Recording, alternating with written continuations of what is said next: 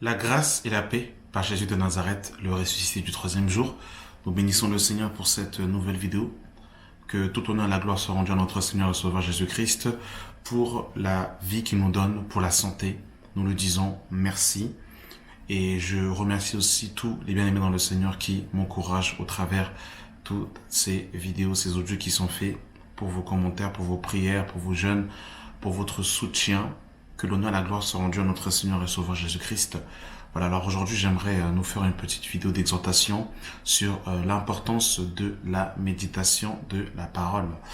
Vous savez qu'aujourd'hui, le problème de beaucoup de chrétiens, c'est le manque de méditation de la parole. C'est le manque de prière, c'est le manque, je dirais, d'assiduité à lire les Écritures. Et c'est pour cette raison que les catholiques sont dans l'erreur. C'est pour cette raison que beaucoup de dénominations sont rentrées et sont parties dans beaucoup d'erreurs parce que très peu, malheureusement, méditent ce livre. Très peu, malheureusement, s'attachent à la parole du Seigneur. Et c'est pour cette raison que dans nos églises, même églises dites de réveil, même églises évangéliques, nous retrouvons beaucoup de désordre, nous retrouvons la religiosité, nous retrouvons la coutume et la doctrine des hommes, et nous ne retrouvons pas la parole du Seigneur. Et tout ça se passe sous les yeux de beaucoup de chrétiens parce que malheureusement, ils ne méditent pas les Écritures. Ils ne sont pas attachés, malheureusement, au fondement des apôtres et des prophètes, Jésus-Christ étant lui-même la pierre angulaire.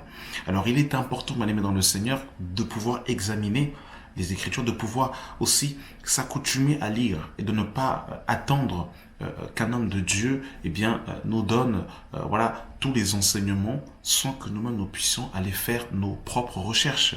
Souvenez-vous que les chrétiens de Bérée, dans le livre de Actes chapitre 17, les Juifs de Bérée vont vérifier les Écritures pour voir si ce que Paul leur disait est exact. On le lira par la suite, mais nous allons commencer par le livre de Proverbes chapitre 22 à partir du verset 20. Il est écrit: n'ai-je pas déjà pour toi mis par écrit des conseils et des réflexions pour t'enseigner des choses sur des paroles vraies, afin que tu répondes par des paroles vraies à celui qui t'envoie. N'ai-je pas déjà pour toi mis par écrit des conseils et des réflexions? Le Seigneur nous a mis dans sa parole, et bien aimé dans le Seigneur, des conseils et des réflexions. Beaucoup de chrétiens aujourd'hui vivent dans la tourmente, ne sont pas heureux dans leur vie, non pas parce qu'ils sont maudits, non pas parce que ils sont liés à des liens ancestraux, mais pour la simple et bonne raison qu'ils n'écoutent pas les conseils que le Seigneur nous a donnés dans sa parole. Beaucoup de chrétiens, par exemple, rentrent dans le ménage, choisissent un homme ou une femme sans le conseil du Seigneur, et une fois qu'ils s'engagent dans les voies du mariage, malheureusement, ils n'ont que leurs deux yeux pour pleurer parce qu'ils n'ont pas suivi le conseil du Seigneur. Et lorsqu'on ne suit pas les conseils du Seigneur, malheureusement, les conséquences malheureusement vont nous corriger, et parfois les conséquences corrigent mieux que les conseils. Quand on n'a pas suivi les conseils du Seigneur, malheureusement on subit les conséquences, et il est mieux, bien aimé dans le Seigneur, d'écouter les conseils du Seigneur plutôt que d'en subir les conséquences d'avoir détourné l'oreille de la parole. Regardez ce que le Seigneur nous dira dans le livre de Josué, la même chose, dans le livre de Josué, chapitre 1, mes bien-aimés dans le Seigneur, à partir du verset 8. Que ce livre de la loi ne s'éloigne point de ta bouche, médite-le jour et nuit pour agir fidèlement selon tout ce qui est écrit. Car c'est alors que tu auras du succès dans tes entreprises, c'est alors que tu réussiras. Vous avez vu, mes bien-aimés, dans la méditation quotidienne de la parole, la Bible nous dit: je serre ta parole contre mon cœur afin de ne pas pécher contre toi. Aujourd'hui, beaucoup de chrétiens se font tromper, se font usurper parce qu'ils ne méditent pas les Écritures. Beaucoup de sœurs aussi se font entraîner malheureusement dans les coulisses parce que les sœurs aussi, pas toutes, mais quelques sœurs pensent que les Écritures ce n'est que pour les frères, et ils mettent les Écritures de côté au détriment de la louange et de la prière, et ils mettent de côté parole du Seigneur. Et regardez ce que l'apôtre Paul nous dira dans le livre de 2 Timothée, chapitre 3. Il nous mettra en garde. Il va mettre en garde les sœurs. Regardez, dans le livre de 2 Timothée, chapitre 3, que Dieu soit béni. 2 Timothée, chapitre 3, à partir du verset 1.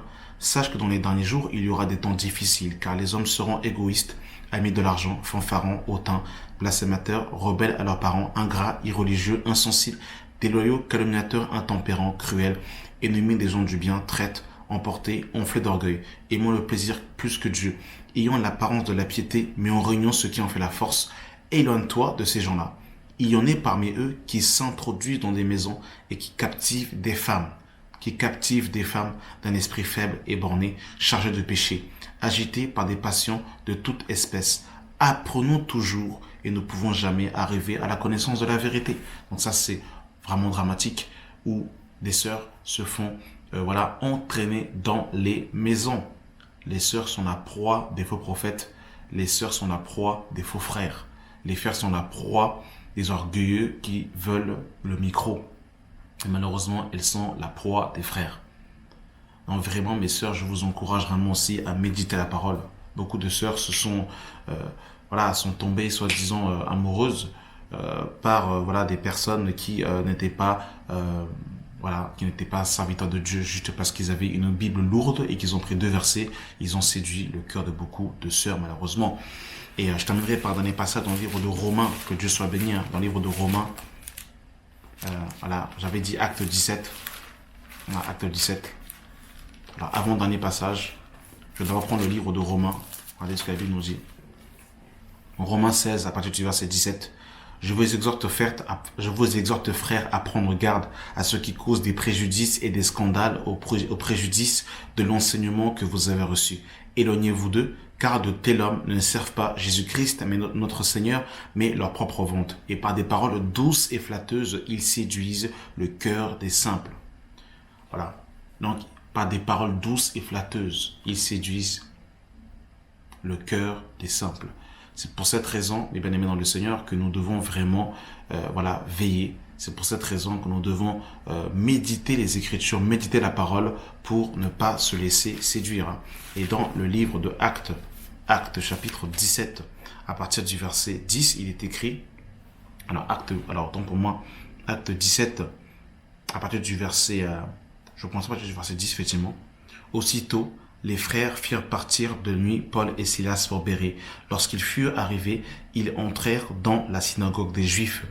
Ces Juifs avaient des sentiments plus nobles que ceux de Thessalonique. Ils reçurent la parole avec beaucoup d'empressement et ils examinaient chaque jour les Écritures pour voir si ce qu'on leur disait était exact. Aujourd'hui, il est difficile de pouvoir examiner les Écritures puisque beaucoup ne les méditent pas, puisque beaucoup ne sont pas accoutumés à la parole du Seigneur. Leur Bible a des poussières, il y a même des toiles d'araignée, il y a même en fait des fourmis qui ont fait leur nid sur la Bible de beaucoup de chrétiens parce que ils la négligent, ils l'ignorent. Et même pour beaucoup, ils vont juste lire la Bible sur leur téléphone et n'ont même plus il n'y a plus ce rapport en fait avec la feuille, avec le papier. Il y a une histoire avec le papier. On pourrait éventuellement faire un jour, peut-être si Dieu le permet, une vidéo concernant en fait les Bibles numérisées.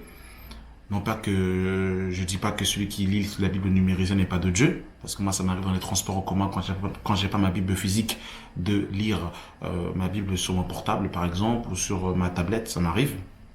Mais il est important d'avoir ce rapport avec la feuille. Quand on dit par exemple de lire le livre, le livre de Romains, le livre de 1 roi par exemple, de ne pas savoir où c'est. Quand on lit le livre de Ésaïe, le livre des psaumes, ne pas savoir où est-ce que se situe, ça montre en fait qu'il n'y a pas ce rapport quotidien avec la parole. Voilà mes amis, c'était vraiment un encouragement pour nous encourager à méditer les Écritures, la parole de Dieu.